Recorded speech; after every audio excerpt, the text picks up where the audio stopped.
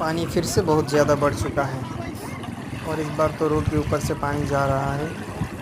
ना जाने पानी और कितना बढ़ेगा। अभी रोड के साइड में नाव भी आ चुका है। ये सामने की तरफ दिखा सकता हूँ, पूरा रोड ही डूब चुका है।